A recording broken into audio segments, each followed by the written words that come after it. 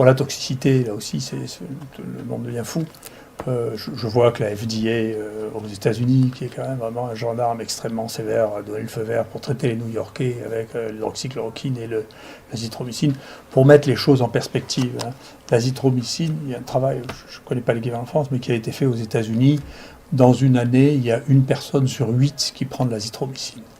Donc je ne sais pas si vous vous rendez compte de la fréquence de ça.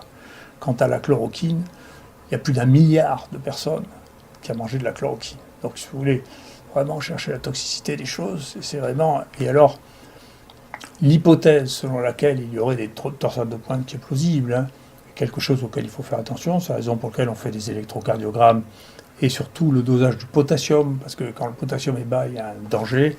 Ça correspond plus à des gens qui ont des multiples maladies et de multiples médicaments, et plutôt ceux qui sont dans une phase très grave en réanimation, dans laquelle les choses deviennent compliquées, mais en même temps, on les détecte très facilement dans ces conditions, les allongements électriques qui précèdent la torsade de pointe, et ça se traite par du magnésium intraveineux très bien aussi.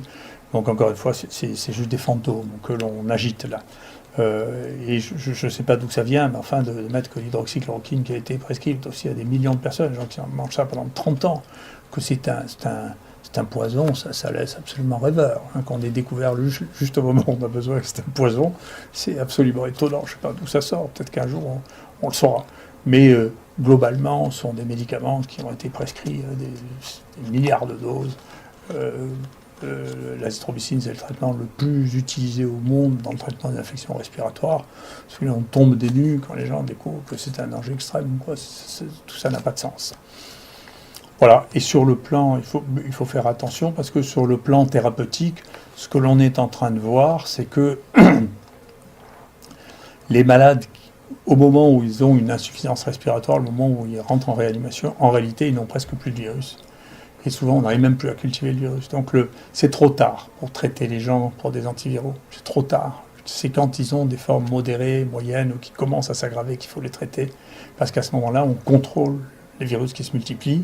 Quand ils sont rentrés en réanimation, et quand vous faites rentrer les gens de plus de 80 ans en réanimation, le problème, c'est plus le virus, c'est comment on arrive à sauver. Les réanimateurs font des exploits extraordinaires maintenant, et de plus en plus. Hein. Mais comment on arrive à sauver quelqu'un qui a plus de 80 ans, qui est intubé, qui a une ventilation artificielle et qui va rester 1 mois en réanimation? C'est extrêmement difficile. Donc, moi, je plaide pour qu'on commence à traiter les gens avant.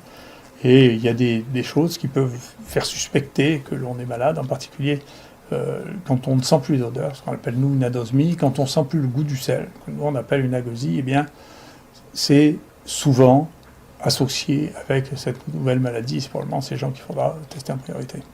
C'est une leçon de ça, c'est une maladie qui se répand. La mortalité touche la même tranche de mortalité que les autres infections virales respiratoires. Il vaut mieux traiter les gens un peu plus tôt, parce que les sujets âgés qui rentrent avec des insuffisances respiratoires sont très difficiles à rattraper. Et pour ce que l'on commence à voir, ils ont peu ou pratiquement plus de virus au moment où ils arrivent à ce stade-là. C'est entièrement la réaction d'inflammation, de lutte contre le virus. Il y a des lésions et il y a une difficulté à rattraper ça.